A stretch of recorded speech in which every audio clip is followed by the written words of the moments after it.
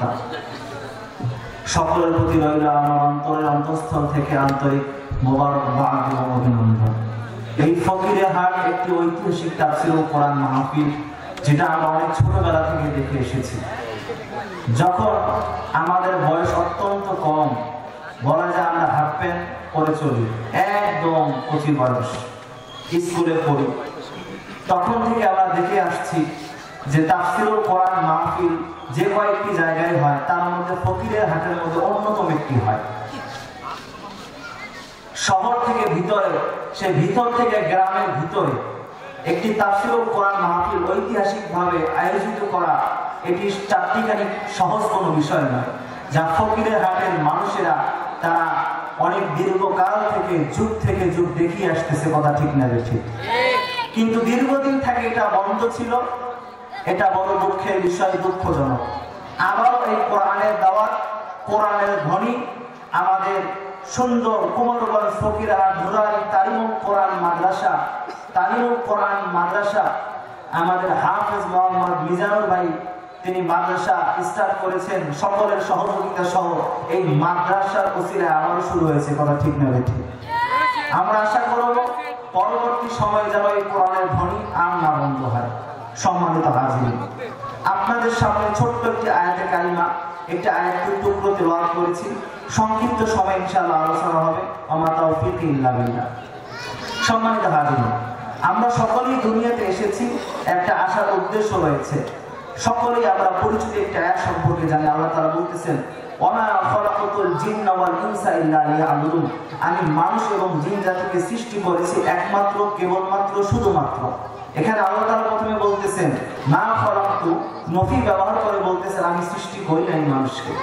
ইল্লা ইসতিসনা ব্যবহার করে আবার বলতেছেন তবে করি নাই, একটা কাজ করেছি। কোনটা? সেটা লিয়াবুদুন, ইবাদত করার জন্য। ইবাদত করার জন্য সৃষ্টি করেছি, অন্য কোনো কাজের জন্য সৃষ্টি করি নাই। অতএব আমাদের প্রাসঙ্গিক সর্ব বিষয়গুলো যদি কোরআন সুন্নাহ অনুযায়ী যদি হয়, তাহলে আমাদের আমলগুলো ইবাদতের মধ্যে শামিল হবে। আর কোরআন সুন্নাহ অনুযায়ী যদি আমাদের চলাগুলো না হয় সুন্নাত তরিকায়, তো আমাদের কাজগুলো কাজেই হবে, বরং ইবাদত হবে না। অনেক সময় ইসলামের বিপরীত বিদ্বেষমূলক কাজ হবে। এই জন্য সম্মানিত হাজির, মুফতি শফি রহমতুল্লাহ আলাইহি লিয়াবুদুনের ব্যাখ্যা করেছেন তাফসীরে মারিফুল কোরআনের মধ্যে। লিয়াবুদুনের ব্যাখ্যা করেছেন লিয়াআরিফুন, যে আল্লাহ তাআলার পরিচয় লাভ করা। এই পরিচয় আমরা কিভাবে পাবো এবং আল্লাহ তাআলাকে আমরা কিভাবে চিনতে পারবো, এই চেনার পরিচয়ের অন্যতম মাধ্যম হচ্ছে মাদ্রাসা। এই আলোচনার শেষ চুম্বক অংশ আমি আপনাদের সামনে তুলে ধরলাম। আল্লাহ তাআলাকে যদি আমি পাইতে চাই, এই পরিচয় আমাকে কিভাবে অর্জন করতে হবে? এই পরিচয় যদি আমি পেতে চাই, আমাকে এলেম অর্জন করতে হবে। স্বাভাবিকভাবে কোনো ব্যক্তি যদি ডাক্তারি না পড়ে, ডাক্তারের সঙ্গে প্র্যাকটিস না করে, ডাক্তারের সঙ্গে যদি সরাসরি ফিজিক্যালি ভাবে যদি কোনো কাজকর্ম না করে, না শেখে, তাকে আমরা ডাক্তার বলতে পারি না। ছোট্ট একটা উদাহরণ দিয়ে আলোচনা শুরু করব। আমি লালমনির হাটের মধ্যে একজনের সঙ্গে সাক্ষাৎ হলো। ওদিকে মাদ্রাসা মাহফিল বিভিন্ন কারণে যাতায়াত হয়। তো আমাকে দেখে বললো যে হুজুর, আমি 40 বছর থেকে আমি এই ফার্মেসি ডাক্তার।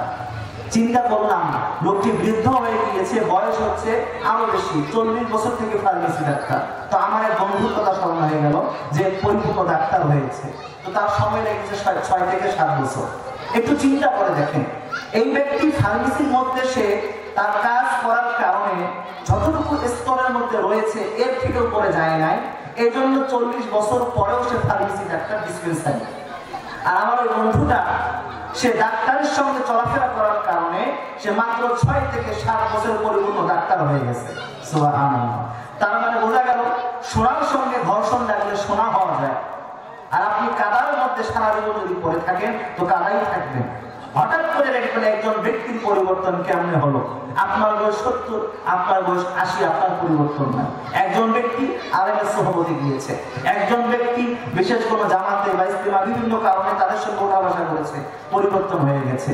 আপনার 70 বছর বয়সে আপনি পরিবর্তন হতে পারেন নাই, কিন্তু আপনার সন্তান মাত্র 6 থেকে 7 বছর বয়সে মাথার মধ্যে টুপি পাগড়ি, গায়ের মধ্যে লম্বা জুব্বা, নামাজ কালাম পড়ে। এর কারণটা কি? এর কারণটা হচ্ছে যেখানে যে পরিবর্তন হওয়া দরকার সেখানে আপনার সন্তানটা সময় দিয়েছে, আর আপনি পরিবর্তন না হওয়ার কারণ হচ্ছে যেখানে যেই পরিবর্তিত হওয়া দরকার সেখানে না গিয়ে নিজের চলার কারণে এখন আমি পরিবর্তন হতে পারিনি। এজন্য আমাকে পরিবর্তন হতে গেলে কি করতে হবে? আয়াতের মধ্যে আসছে ইন্নামা ইয়াখশাল্লাহা মিন ইবাদিহিল উলামা, যে আলেমরাই আল্লাহ তাআলাকে ভয় করে। কারা ভয় করে জোরে বলেন? আলেমরাই আল্লাহ তাআলাকে ভয় করে। আলেম না হওয়া ব্যতীত আল্লাহ তাআলাকে ভয় করা সম্ভব না। এজন্য কোন আলেম হতে হবে, তাহলে মুতাআল্লিমান আমাদের ছাত্র হতে হবে, না মুহিব্বান আলেমদেরকে মহব্বত করতে হবে। অনেক হাদিস আছে। এখন আমি আলেম যদি না হতে পারি এলাকাকে আমি শুদ্ধ করতে পারবো না। স্পষ্ট আয়াতের মধ্যে আসছে তওবার মধ্যে, সূরা তওবার মধ্যে ফালাউলা নাফারা মিন কুল্লি ফিরকাতিন মিনহুম তাইফাতুন লিয়াতাফাক্কাহু ফিদ-দীন। আল্লাহ তাআলা ডাক দিয়ে বলতেছেন তোমাদের মধ্য থেকে কেন বের হয় না ছোট্ট ক্ষুদ্র একটি দল যে নাকি বের হয়ে যাবে ইলম অর্জন করার জন্য চলে যাবে,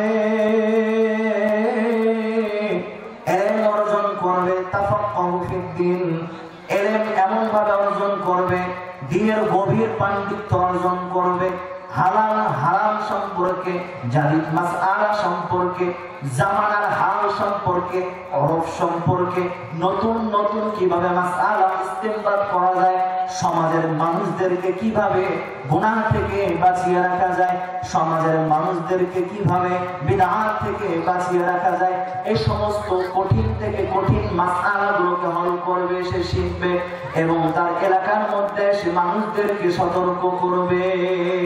সবাই বলে সুবহানাল্লাহ। এটা জরুরি। একটা এলাকার মধ্যে একজন ফকিহ অথবা একজন পাণ্ডিত্য অর্জনকারী আলেম হওয়া জরুরি, এটা ফরজে আইন।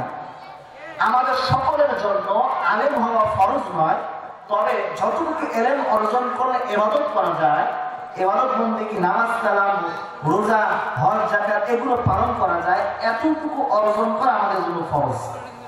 কিন্তু আমাদেরকে ইসলামের বিভিন্ন শাখা প্রশাখা, উসুল, ফুরু, বিভিন্ন বিষয় সম্পর্কে আমাদেরকে বোঝাবেন। এই ধরনের ইলম অর্জন করার ক্ষেত্রে একটা সমাজে, একটা কওমে, একটা এলাকায় কমপক্ষে একজন এরকম আলেম হওয়া জরুরি। একজন কমপক্ষে জরুরি। যদি এরকম একজন আলেম তৈরি করা না হয় তাহলে সকলেই ফরজে আইন তরকের গুনাহগার হতে হবে, গুনাহগার হতে হবে। এই যে ফালাউলা শব্দটা বললাম, ফালাউলা শব্দটা, ফালাউলা নাফরা যে বললাম, এই নাফরা ক্রিয়াপদটা, ফেলটা, এটা অর্থ হচ্ছে বাহির হওয়া, বের হওয়া, এবং আল খুরুজু মাসদার থেকে এসেছে খরাজা, বের হওয়া। হয়তো অনেকে বুঝতে একটু কষ্ট হবে, একটু বোঝার চেষ্টা করবেন। এই খরাজা মানে বের হওয়াটা কেমন? যে একজন ব্যক্তি এখান থেকে বের হলো, আপনি মসজিদ থেকে বের হলেন, ঘর থেকে বের হলেন, দোকান থেকে বের হলেন, এখান থেকে বের হয়ে অথবা বাজারে গেলেন, স্বাভাবিক একটা বের হওয়া। আর নাফরা বের হওয়াটা কেমন? এমন একটা ছোট দল বের হবে যারা ইলম অর্জন করার জন্য বের হবে। ওই বের হওয়াটা কেমন? ওই বের হওয়াটা এরকম, আপনি যদি মনে করেন আমি জীবিকা অন্বেষণের জন্য ঢাকায় চলে যাব, বাইরের ডিস্ট্রিক্টে চলে যাব, বিদেশে চলে যাব, আপনার যাওয়ার প্রস্তুতিটা ভিন্ন থাকবে।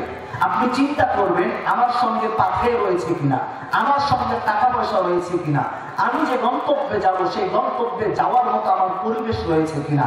কারণ ওখানে গেলে আমি আগামী 5 বছর আসবো না, ওখানে গেলে আমি আগামী 6 মাস আসবো না। এই প্রস্তুতিটা কিন্তু আপনার ঘর থেকে বাজারে বের হওয়ার মতো নয়, একটা স্থায়ী প্রস্তুতি। কারণ ওখানে যে আপনাকে ইলম অর্জন, ওখানে যে আপনাকে কামাই রোজগার করে আসতে হবে, একটা বড় একটা ইরাদার প্রতিজ্ঞা। এরকম ইলম অর্জন করার জন্য আমাদের সমাজ থেকে কমপক্ষে কিছু মানুষ বের হবে যারা ইলম অর্জন করবেই করবে, দুনিয়ার কোনো কাজ করবে না। এভাবে ইলম যদি অর্জন করা যায় জাতিকে সোজানো সম্ভব, জাতিকে পরিশুদ্ধ করানো সম্ভব। স্পষ্ট, ফাসআলু আহলাল যিকরি ইন কুনতুম লা তা'লামুন, তোমরা যদি না জেনে থাকো, ফাসআলু, তোমরা জিজ্ঞাসা করো, প্রশ্ন করো আহলা যিকর, যারা জিকিরওয়ালা, জানলেওয়ালা, যারা কোরআন হাদিস সম্পর্কে জানে তাদের কাছে তোমরা জিজ্ঞাসা করো, ইন কুনতুম লা তা'লামুন, যদি তোমরা না জানো। এটা আমাদের জরুরি। দুঃখের সঙ্গে বলতে হয় আমরা আলেমের কাছাকাছি আসার জন্য কখনো চিন্তা করি না। আমার 24 ঘন্টাটা সময় দুনিয়ার কাজ, ব্যবসার কাজ, সমাজের কাজ, এগুলো নিয়ে ব্যস্ত থাকি। একটু মাদ্রাসায় সময় দিব, ওলামে কেরামগণের সঙ্গে উঠা বসা করবো, এটা আমি করতে নারাজ। আমাদের পরিচিতদের মধ্যে অনেকেই রয়েছে আমরা যাদেরকে দেখি যে দীর্ঘকাল থেকে নামাজ কালাম পড়ে আসছে, বয়স 70 বছর এখনো নামাজ কালাম পড়ে, বয়স 80 বছর এখনো নামাজ কালাম পড়ে। এখন তাকে যদি জিজ্ঞাসা করি আপনি নামাজ কেন বাদ দেন না, ওই ব্যক্তিটি ঠান্ডার মধ্যে কাঁথার মধ্যে লাঠি মেরে ঠান্ডার মধ্যে ওযু করে নামাজ পড়তে আসে। গরমের মধ্যে এসি নাই, ফ্যান নাই, বিদ্যুৎ নাই, কারেন্ট নাই, এরপরও গরমের মধ্যে ঘামের মধ্যে ভিজে ভিজে নামাজ পড়ছে, কারণ নামাজ সম্পর্কে তার ইয়াকিন হয়ে গিয়েছে।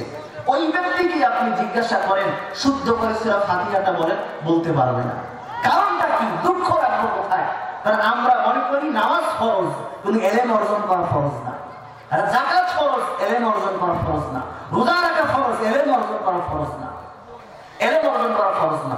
অথচ আপনি যখনই নামাজ পড়বেন, আপনি যখনই কোনো ডিপার্টমেন্টের মধ্যে যান, কোন পুলিশ প্রশাসনের মধ্যে যান, সেনাবাহিনীর মধ্যে যান, আপনাকে চাকরি দিলেও যতক্ষণ পর্যন্ত সেনা প্রধানরা বলবে না আপনার ট্রেনিং কমপ্লিট, আপনি এখন সৈন্য হিসেবে সাব্যস্ত হয়েছেন, ততক্ষণ পর্যন্ত আপনাকে ডিউটি দিবে না। এটা যদি হতে পারে, তা আমার সূরা ফাতিহা এখন অশুদ্ধ, এখন বিসমিল্লাহটা অশুদ্ধ, আমি 70 বছর থেকে নামাজ পড়ে যাচ্ছি, এই ব্যাপারে আমার কোনো চিন্তা নাই। আমি মনে করি যে ছোট শিশু যারা, তাদের জন্য ইলম অর্জন করা জরুরি। আরে যতক্ষণ পর্যন্ত বালে ভয় নেই ততক্ষণ পর্যন্ত তার ব্যাপারে শরীয়তের হুকুমই তেমন করতেই নাই। শিক্ষা অর্জন করতে হবে ছোটবেলায়, কিন্তু শরীয়তের হুকুমই তার উপরে পতিত হয় নাই। কিন্তু আমার বয়স যখন আমি ভালো হয়ে গেছি, অথবা চাকরি হিসাবে 15 বছরের উপরে চলে গেছি, এখন আমার উপরে জরুরি ইলম অর্জন করা। আমরা কোন পথে চলছি? আমরা মনে করি ইলম অর্জন করবে শিশু বাচ্চা, আমরা করবো না। এই ধান্দা নাই, আমার ওটা নিয়ে কোনো চিন্তা নাই। মসজিদ নিয়ে আমাদের কেন চিন্তা নাই, মাদ্রাসা নিয়ে কেন চিন্তা নাই, ওর মধ্যে কোনো কাজ নাই। অথচ আল্লাহ রাসূল সাল্লাল্লাহু আলাইহি ওয়াসাল্লাম মসজিদে নববীতে বসে ইলমের এমন দর্শ দিয়েছে, আহলে সুফফা এমন ভাবে গঠিত হয়েছে, এমন ভাবে সাহাবায়ে কেরামগণ ইলম অর্জন করেছে, যার বর্ণনা আসলে আপনি আশ্চর্য হয়ে যাবেন। সবচেয়ে বেশি হাদিস বর্ণনা করেছে হযরত আবু হুরায়রা রাদিয়াল্লাহু তাআলা আনহু, তিনি হাদিস বর্ণনা করেছেন ৭৩৭৪টি। এরপরে সবচেয়ে বেশি হাদিস বর্ণনা করেছেন আব্দুল্লাহ ইবনে ওমর রাদিয়াল্লাহু তাআলা আনহু, তিনি হাদিস বর্ণনা করেছেন ২৬৩০টি। এরপরে সবচেয়ে বেশি হাদিস বর্ণনা করেছেন আনাস ইবনে মালিক রাদিয়াল্লাহু তাআলা আনহু, ২২৮৬টি। এরপরে সবচেয়ে বেশি হাদিস বর্ণনা করেছেন হযরত আয়েশা রাদিয়াল্লাহু তাআলা আনহা, উম্মুল মুমিনিন, আমাদের মুসলমানদের, আমাদের উম্মতে মুহাম্মাদের যিনি মা ছিলেন, আমিনুল উম্মুল মুমিনিন হযরত আয়েশা রাদিয়াল্লাহু তাআলা আনহা, তিনি হাদিস বর্ণনা করেছেন ২২১০টি। এরপরে সবচেয়ে বেশি হাদিস বর্ণনা করেছেন আব্দুল্লাহ ইবনে আব্বাস রাদিয়াল্লাহু তাআলা আনহু, তিনি হাদিস বর্ণনা করেছেন ১৬৩০টি। এরপরে সবচেয়ে বেশি হাদিস বর্ণনা করেছেন জাবির ইবনে আব্দুল্লাহ রাদিয়াল্লাহু তাআলা আনহু, তিনি হাদিস বর্ণনা করেছেন ১৫৪০টি। এরপরে ৭ নম্বরে সবচেয়ে বেশি হাদিস বর্ণনা করেছেন আবু সাঈদ খুদরি রাদিয়াল্লাহু তাআলা আনহু, তিনি হাদিস বর্ণনা করেছেন ১১৭০টি। বলে আল্লাহু আকবার। এই হাদিসের অগাধ হাজার হাজার হাদিস বর্ণনা করেছেন। তাদের ইতিহাস এমন ছিল, আবু হুরায়রা রাদিয়াল্লাহু তাআলা আনহু, তিনি ইলম অর্জন করার জন্য আল্লাহ রাসূলের পা মোবারকের মধ্যে পড়ে থাকতেন। তিনি কখনো খানা খেতে বাহিরে যেতেন না, বাজার করতে যেতেন না, চা খেতে যেতেন না, পান খেতে যেতেন না, মানুষের সঙ্গে আড্ডা মেরে সময় নষ্ট করতে যেতেন না। খাইতেন, যদি পেতেন তো খাইতেন, পাইতেন না খাইতেন না। আল্লাহ রাসূল কখনো যদি কোনো খানা আসতো তো দিতেন, নাই খেতেন না। এমন ভাবে তিনি ছিলেন, না খেতে খেতে এমন অসুস্থ হয়েছিলেন, রাস্তায় পড়ে থাকতো, মানুষ মনে করতো আবু হুরায়রা পাগল, আবু হুরায়রা অসুস্থ। এই আবু হুরায়রা একদিন আল্লাহ তাআলা ইলমের বরকতে এমন ভাবে কবুল করে নিয়েছে।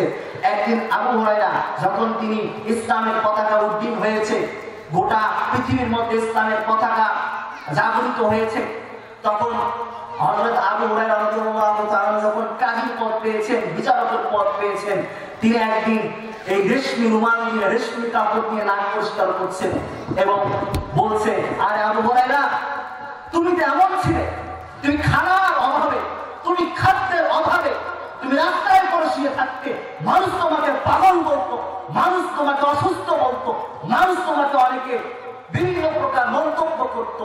সেই আবু হুরায়রা পৃথিবীর সবচেয়ে দামি কাপড়, রেশমি কাপড় দিয়ে আজকে নাক পরিষ্কার করে বলে আল্লাহু আকবার। আবু হুরায়রা নিজেকে বলছে, নিজেকে পরিবর্তন করতে পারি নাই, এজন্য আমি আল্লাহ পর্যন্ত পৌঁছতে পারি নাই। এখন আমাদের মধ্যে ভয় যে আমি যদি কাজে যাই, আমি যদি ব্যবসায় যাই, আর ব্যবসা থেকে যদি নামাজে যাই, আমার ব্যবসার ক্ষতি হবে, এজন্য নামাজে যাই। অথচ আল্লাহ তাআলা বলতেছেন, وَمَن يَتَّقِ اللَّهَ يَجْعَل لَّهُ مَخْرَجًا وَيَرْزُقْهُ مِنْ حَيْثُ لَا يَحْتَسِبُ। আল্লাহু আকবার। আল্লাহ তাআলা ডাক দিয়ে বলতেছেন, وَمَن يَتَّقِ اللَّهَ, যে নাকি আল্লাহ তাআলাকে ভয় করবে, আল্লাহ তাআলা তাকওয়া অর্জন করবে, আল্লাহ তাআলা তাকে কল্পনার বাহির থেকে রিজিকের ফয়সালা করে দিবেন। সবাই জোরে জোরে বলি সুবহানাল্লাহ। আমার দিলের মধ্যে এখন আল্লাহ তাআলার ভয় আসে নাই। আমি চিন্তা করি, আমি যদি দোকানটা ধুয়ে যদি আমি নামাজে যাই, 10 মিনিটে 100 লস, 100 টাকা লস।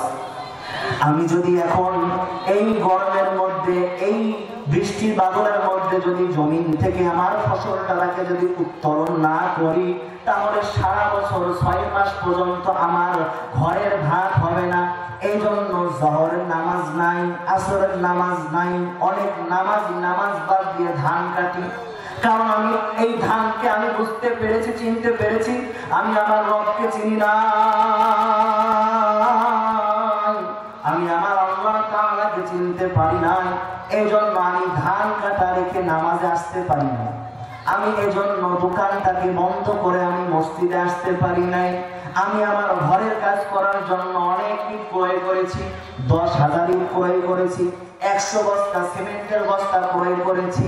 আমি 5 থেকে 7 লক্ষ, 10-20 লক্ষ টাকা খরচ করতে পেরেছি, যেখান থেকে ইলম অর্জন করে আমি পরিশুদ্ধ হব, যেই মাধ্যমে আমি জান্নাতুল মধ্যে চলে যাব। আমার মানজিলা মাকসাদ জান্নাত।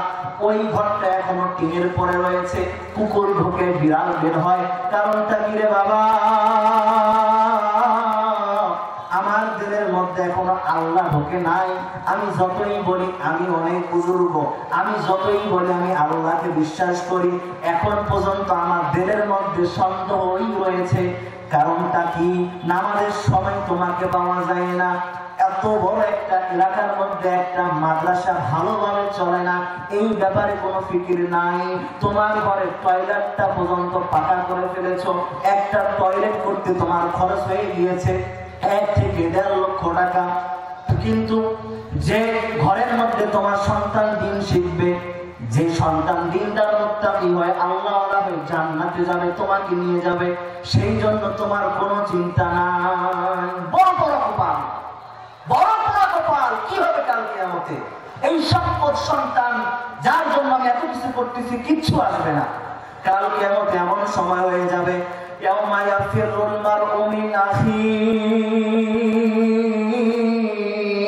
ওয়া উম্মিহি ওয়া আবিহি ওয়া সাহিবাতিহি ওয়া বানিহি লিকুল্লি ইমরিইন মিনহুম ইয়াওমাইযিন শা'নুন ইউগনি। কাল কিয়ামত এমন হয়ে যাবে, ইয়াউমা ইয়াফিরুল মারউ মিন আখি, আমার ভাই আমার থেকে পালিয়ে যাবে, ওয়া উম্মিহি ওয়া আবি, আমার মা আমার থেকে পালিয়ে যাবে, আমার বাবা আমার থেকে পালিয়ে যাবে, আমার সন্তান আমার থেকে পালিয়ে যাবে, আমার স্ত্রী আমার থেকে পালিয়ে যাবে। আমি আমার স্ত্রীকে ডাক দিয়ে বলবো, ও বিবি, তোমার জন্য জীবনে কত কাজ করলাম, খারাপ কাজ করলাম, ঘুষ খাইলাম, সুদ খাইলাম তোমার টাকার জন্য, তোমার বেনারসি শাড়ির জন্য, তোমার নেকলেসের জন্য, তোমার কানের দুলের জন্য, নাকের ফুলের জন্য, আলতার জন্য, কুমকুমের জন্য। আজকে তুমি একটি আমাকে নেকি দাও, তাহলে আমি জান্নাতে যেতে পারবো। ও বিবি, যখন নাকি তোমার সঙ্গে কাঁথায় কাঁথা মুড়ি দিয়ে ঘুমিয়েছিলাম, আকাশের মধ্যে বজ্র চমকিয়েছিল, ভয়ে তুমি আমাকে জড়িয়ে ধরেছিলে, আমি তোমাকে মহাব্বত করে বলেছিলাম আমি আছি, কোনো ভয় নাই। সেই স্বামী তোমার কাছে এসেছে, একটা শুধুমাত্র তুমি নেকি ভিক্ষা দাও। স্ত্রী কি বলবে জানেন? জানেন কি বলবে? আমার বিয়ে হয় নাই, আমি এখনো বিবাহ করি নাই। এই যে আপনার যে স্ত্রী আছে, এখন যদি বলেন যে হুজুর না আমার বউ খুব ভালো, আমাকে যারা খায় না, আমাকে যারা ঘুমায় না, এখন আপনার বউ ভালো না আল্লাহর কালাম ভালো? জোরে বলেন, খেলাটা এখানে হয়ে যাবে। এখন আপনার বিবি সত্যবাদী না আল্লাহর কালাম সত্যবাদী? কথা বলেন, কথা বলেন। আল্লাহ তাআলা কালাম সত্যবাদী। কাল কিয়ামতে এই সন্তান, এই স্ত্রী, এই পুত্র, ভাই, ব্রাদার কিছুই কাজে আসবে না, তারা পরিচয় আপনাকে দিবে না, কেউ আপনার কাজে আসবে না। কবর প্রতিদিন ডেকে বলছে, মিশকাতের মধ্যে হাদিস এসেছে, আনা বাইতুল গুরবাতি, আনা বাইতুল ওয়াহদাতি, আনা বাইতুত তুরাবি, আনা বাইতুদ দুর। কবর প্রতিদিন ডেকে বলছে, ও দুনিয়ার মানুষ জেনে রাখো, আমি সাপ বিচ্ছুর ঘর, আনা বাইতুত তুরাব, আমি মাটির ঘর, আমি একাকিত্বের ঘর। আমার এই ঘরের মধ্যে তোমার স্ত্রী সন্তানকে পাবে না, আমার এই ঘরের মধ্যে তোমার এয়ার কন্ডিশন পাবে না, শোকেস পাবে না, খাট পাবে না, আলমারি কিছুই তুমি পাবে না, কোন টাইলসের কোন ব্যবস্থাপনা থাকবে না। আমি মাটির ঘর, আমাকে এখানে তোমাকে একাই থাকতে হবে। আনা বাইতুদ দুর, এখানে সাপ বিচ্ছুর ঘর, এর মধ্যেই তোমাকে থাকতে হবে। কালকে আমাদের কিছুই করতে পারবে না, কোনোই কাজে আসবে না। ইয়াউমা লা ইয়ানফাউ মালুন ওয়ালা বানুন ইল্লা মান আতাল্লাহা বিকলবিন সালিম। দুনিয়াতে দুইটা জিনিস সবচেয়ে মানুষের প্রিয়। কয়টা জিনিস জোরে বলেন? ওয়াজ মুখস্থ করতে হবে। গতানুগতিক তারে আগে ওয়াজ আমি করি না, এগুলো করাও আমার পক্ষে সম্ভব না। কিস্সা কাহিনী যারা নিয়তে এসেছেন, একটু সুর শুনবেন, মজা নেবেন, তারা এই চিন্তা থেকে পরিহার করে নিয়তকে চেঞ্জ করেন। কারণ ওয়াজের নিয়ম হচ্ছে, বয়ানের নিয়ম হচ্ছে, ইলমুল বালাগাতের কায়দা হচ্ছে, কিতাবের নিয়ম অনুযায়ী হচ্ছে, শ্রোতার চাহিদা অবস্থা বুঝে যে আলোচনা করা হয়, এটাই ইলমুল বালাগাত, এটাই শাস্ত্র, এটাই অলংকার। এই মুহূর্তে আপনার দ্বারা তারে নারে ছন্দ দিয়ে হিন্দি গান শুনলে তো মজা লাগে, লাগে না? কানের মজা লাগে। আপনি যদি কানের মজার জন্য যদি এসে থাকেন, বক্তাকে দেখার জন্য যদি এসে থাকেন, এটা দিয়ে কোনো কাজ নেই বাবা, কোনো কাজ নেই, কোনো লাভ নেই। আমাদের ওয়াজগুলো হয়ে গিয়েছে অমুক বক্তা, তাহলে ওয়াজ শুনতে যাই, হ্যাঁ বক্তারা দেখি নাই, শুনছি খুব বলে এই সেই সূত্র আছে। এজন্য আমাদের নিয়তগুলো বানার কারণে আমাদের কোনো ফায়দা হয় না। খেয়াল করেন একটু, দুনিয়াতে দুইটা জিনিস মানুষের সবচেয়ে পছন্দনীয়, একটা হচ্ছে মাল আর একটা সম্পদ। ইয়াউমা লা ইয়ানফাউ মালুন ওয়ালা বানুন, একটা মাল আর একটা সন্তান। এগুলো কোনোই কাজে আসবে না, ইল্লা একটি কাজে আসবে, ইল্লা মান আতাল্লাহা বিকলবিন সালিম। আল্লাহু আকবার। আল্লাহ ডাক দিয়ে বলে মাল এবং সন্তান কোনো কাজে আসবে না, তবে ইল্লা একটা জিনিস কাজে আসবে। সেই জিনিসটা কি? ইল্লা মান আতাল্লাহা বিকলবিন সালিম, যে নাকি যে ব্যক্তি আত্মশুদ্ধি অর্জন করে, নিজেকে সংশোধন করে রব্বে কারিমের সামনে দাঁড়াইতে পারবে, সেই ব্যক্তি নাজাত পেয়ে সরাসরি জান্নাতের মধ্যে চলে যাবে। সুবহানাল্লাহ। তাহলে ওয়াজ মুখস্থ করেন। আপনার বিবির দ্বারা কি কাজ হবে? বলেন, কথা বলেন, কথা বলেন না। আপনার বিবির দ্বারা কাজ হবে না, কথা বলতে হবে না ক্লাস। আপনার বিবির দ্বারা কাজ হবে না, আপনার সন্তানের দ্বারা না, আপনার সম্পদের দ্বারা না, আপনার কৃষিক্ষেতের দ্বারা না, আপনার দোকানের দ্বারা, আপনার ব্যবসার দ্বারা, আপনার গরুর দ্বারা, আপনার খামারের দ্বারা কোনো কিছুই কাজে আসবে না। যতক্ষণ পর্যন্ত আমি নিজেকে পরিশুদ্ধ করতে পারি নাই, ততক্ষণ পর্যন্ত এগুলো দিয়ে কোন লাভ নাই। এই জন্য নিজেকে পরিশুদ্ধ কেমন করব, কিভাবে নিজেকে পরিশুদ্ধ করতে পারি? আমাদের যে নুরানি হাফিজ কওমি মাদ্রাসা রয়েছে, এই মাদ্রাসার বৈশিষ্ট্য হচ্ছে অন্যতম বৈশিষ্ট্য, এগুলো বুঝতে হবে। আমাদের এলেম অর্জন করতে হবে এমন ধরনের এলেম, যে এলেমের মধ্যে আমল রয়েছে, এবং এলেম আমল দুটোই রয়েছে, আত্মশুদ্ধি রয়েছে। কারণটা কি? যে ব্যক্তিদের কাছে, যে মাদ্রাসায় যে আপনি দেখবেন এলেম আছে আমল নাই, সেটা দিয়ে কোনো কাজ নাই। কারণটা কি? মিশকাতের ব্যাখ্যাকার মিরকাতের মধ্যে মুসান্নিফ রাহমাতুল্লাহ আলাইহি নিয়ে এসেছেন, তিনি ব্যক্ত করেছেন মান তাফাক্কাহা ওয়া লাম ইয়াতাসাওয়াফ ফাকাদ তাফাসসাকা। যে ব্যক্তি শরীয়তের ইলম অর্জন করলো কিন্তু আত্মশুদ্ধি মারিফাত তাসাউফের ইলম অর্জন করলো না, সে ব্যক্তি ফাসিক। সে ব্যক্তি কি? ফাসিক। আর ফাসিক অর্থ হচ্ছে গুনাহগার, যাকে জাহান্নামের আগুনে জ্বলতেই হবে। এখন শরীয়তের ইলম কেমন একটু বুঝতে হবে। শরীয়তের ইলম কেমনে নামাজ পড়বো, কেমনে রোজা রাখবো, কেমনে যাকাত দিব, ইবাদত বন্দি করবো বাহ্যিকভাবে, এগুলো হচ্ছে শরীয়তের ইলম, ফিকার ইলম। ওয়ালাম ইয়াতাসাওয়াফ, কিন্তু আত্মশুদ্ধির ইলম অর্জন করলো না। কিভাবে আমি আল্লাহ তাআলা পর্যন্ত পৌঁছবো, কিভাবে আমি হুজুরি কলব তৈরি করব, কিভাবে খুশু তৈরি করব, নামাজের মাধ্যমে সরাত মিলাদুল মুমিনিন বলা হয়েছে, নামাজের মাধ্যমে আল্লাহ তাআলা পর্যন্ত পৌঁছা যায়, এগুলো আমি কিভাবে অর্জন করব, এই ফিকির চিন্তা আমার ভিতরে নাই, এগুলো অর্জন করি না, আমি ফাসিক। এরপর বলা হচ্ছে ওমান তাসাওয়াফা, কিন্তু যে ব্যক্তি আত্মশুদ্ধির ইলম অর্জন করলো, অর্থাৎ কিভাবে আমি আল্লাহ তাআলা পর্যন্ত পৌঁছতে পারবো, কিভাবে আল্লাহ তাআলা নূর দেখতে পারবো, এগুলোর ব্যাপারে সে মেহনত করে, ইলম অর্জন করার চেষ্টা করে, ইলম অর্জন করে, কিন্তু শরীয়তের ইলম অর্জন করে না। কিভাবে নামাজ পড়বো, কিভাবে রোজা রাখবো, যাকাত দিব, এগুলো করে না। হ্যাঁ, তার ব্যাপারে বলা হচ্ছে ফাকাদ তাযান্দাকা, সে জিন্দিক, মানে সে ইসলাম থেকে খারেজ, তার কোনো গ্রহণযোগ্যতা নেই। বলা হচ্ছে ওমান জামা বাইনাহুমা ফাকাদ তাহাক্কাকা, যে ব্যক্তি এই দুইটাকে একসঙ্গে অর্জন করবে সে কামিয়াব, সে সফল হয়ে গেছে। সুবহানাল্লাহ। এজন্য দেখবেন যে আমাদের সমাজের মধ্যে কিছু ভণ্ড পীরকে দেখা যায়, বলে আমরা মারিফাতের লোক, আমাদের শরীয়তের আমল লাগে না, নামাজ কালাম লাগে না, জিকির আজকার লাগে না, হজ যাকাত লাগে না, পর্দা বসিদা লাগে না, বাবা ল্যাংটা সেও বলে নাকি পীর, গরুর সেও পীর, মাছের পূজা করে সেও পীর, কবরের পূজা করে সেও পীর। এরা বলে আমরা আল্লাহ পর্যন্ত পৌঁছে গিয়েছি। বস্তুতে এরা হচ্ছে ভণ্ড, বরং এরা ইসলাম থেকে বের হয়ে গিয়েছে। এরা কখনো মুমিন মুসলমান হতে পারে না, কথা ঠিক না ঠিক।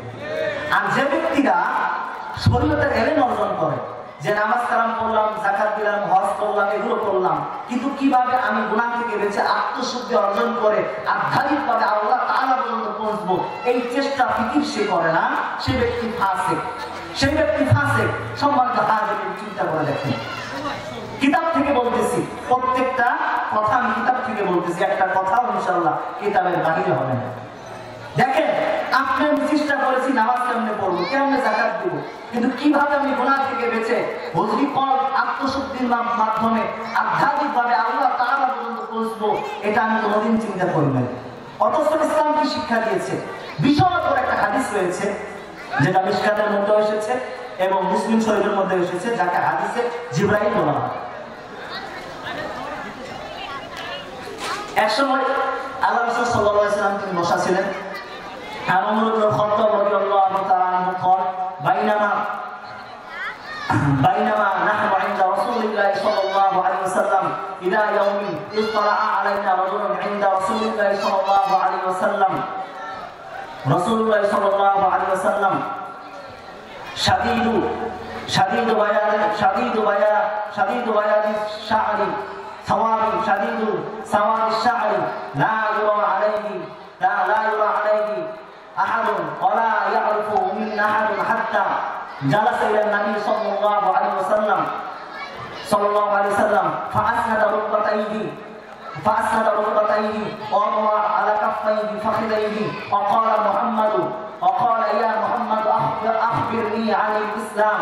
قال رسول الله صلى الله عليه وسلم الإسلام أن تشهد أن لا إله إلا الله وأن محمدا رسول الله صلى الله عليه وسلم وتؤمن بالله وتؤتي الصلاة وتقيم الصلاة وتؤتي الزكاة وتصوم رمضان وتحج البيت إن استطعت إليه سبيلا. قال صدقت. قال فعجبنا له ويصدقه. قال يا محمد أخبرني عن الإيمان قال محمد رسول الله صلى الله عليه وسلم أن تؤمن بالله وملائكته وكتبه ورسله واليوم الآخر والقدر والخير وشره وقال يا محمد أخبرني عن الإحسان قال محمد رسول الله صلى الله عليه وسلم أن تعبد الله كأنك تراه فإن لم يكن تراه فإنه يراك رواه مسلم شهيد الله أكبر এই বিরূপ হাদিসের মধ্যে আমাদেরকে তিনটি বিষয় সম্পর্কে শিক্ষা দেওয়া হচ্ছে। তর্জমা করব। এক সময় আল্লাহ রাসূল সাল্লাল্লাহু আলাইহি ওয়াসাল্লাম বসা ছিলেন। ওমর ইবনে খাত্তাব রাদিয়াল্লাহু তাআলা আনহু তিনি বর্ণনা করেন, আমরা বসা ছিলাম আল্লাহ রাসূল সাল্লাল্লাহু আলাইহি ওয়াসাল্লামের কাছে। হঠাৎ করে একজন ব্যক্তি আসলেন। তিনি আসলেন, তার পোশাক ছিল শাদীদু বায়াদি সাওয়াদি, যে তার জামা পোশাক ছিল সাদা ধবধবে। শাদীদু সাওয়াদি শাআরি, চুলগুলো ছিল একদম কালো কুচকুচে। লা ইয়ারিফু মিন্না আহাদুন, আমরা আমাদের মধ্য থেকে আমরা কেউ তাকে চিনি না। ওয়ালা ইউরা, এবং আমরা তাকে দেখিও নাই। আমি যাকে দেখি নাই এবং চিনি না এমন একজন ব্যক্তি। আমার তার পোশাক ধবধবে সাদা, মাথার চুল কালো।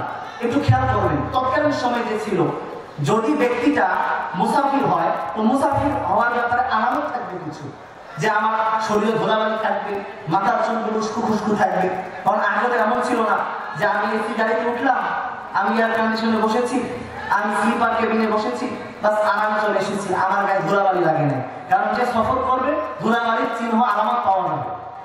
আর যদি আমি তাকে দেখে থাকি সে নিশ্চয়ই সে এলাকার হবে, ধুলাবালি চিহ্ন না থাকুক, কিন্তু দেখেছি যেহেতু এলাকার হবে। তো এলাকার নয় যদি আমি তাকে চিনি না, এবং দূরের যদি হতো তাহলে তার সফরের আলামত থাকতো, সেটাও নাই। আজীব ব্যাপার না, ভয়ের ব্যাপার না। তিনি আসলেন, আল্লাহ রাসূল সাল্লাল্লাহু আলাইহি ওয়াসাল্লামের কাছে বসলেন, এই হাঁটু মোবারক হাঁটুর সঙ্গে মিলিয়ে বসলেন এবং হাত মোবারক রাখলেন এবং প্রশ্ন করলেন, ক্বালা ইয়া মুহাম্মাদু আখবিরনি আনিল ইসলাম, আপনি আমাকে ইসলাম সম্পর্কে বলেন। সেভাবে বলল যে ইসলাম সম্পর্কে আল্লাহ রাসূল সাল্লাল্লাহু আলাইহি ওয়াসাল্লাম বললেন যে আল্লাহ তাআলা এবং তার রাসূলের প্রতি ঈমান আনা, সাক্ষ্য দেওয়া, এরপর নামাজ পড়া, নামাজ প্রতিষ্ঠা করা, যাকাত দেওয়া, হজ করা, সমস্ত যারা আছে, এভাবে তিনি বললেন। এবার আবার বললেন ঈমান সম্পর্কে, মানে আল্লাহ তাআলার প্রতি ঈমান আনা, বিশ্বাস করা, তার রাসূলের উপরে, কিতাবের উপরে, আবার আমি জীবিত হব, অমর ইত্যাদি যেভাবে বললেন সেগুলো বললেন। এবার তৃতীয় প্রশ্ন করলেন, ক্বালা ইয়া মুহাম্মদ আখবিরনি আনিল ইহসান, ইহসান কাকে বলে? এখন আল্লাহ রাসূল বলতেছেন, আনতা আবুদাল্লাহ কাআন্নাকা তারাহু ফাইন লাম ইয়াকুন তারাহু ফাইন্নাহু ইয়ারাক, তুমি যখন ইবাদত করবে, যে ইবাদত করবে সে মনে করবে যে আমি আল্লাহ তাআলাকে দেখে দেখে ইবাদত করতেছি। সুবহানাল্লাহ। যদি এই শক্তি তোমার না থাকে তাহলে মনে করতে হবে আল্লাহ তাআলা তোমাকে দেখতেছে। সুবহানাল্লাহ। তার মানে বোঝা গেল কি আল্লাহ তাআলাকে দেখে দেখে ইবাদত করা যায়। এই যে দীর্ঘ হাদিস বলে শেষে বলার কারণটা হচ্ছে আল্লাহ তাআলাকে যে দেখে দেখে ইবাদত করা যায় তার প্র্যাকটিক্যাল প্রমাণ এই হাদিস। সত্যই নয়।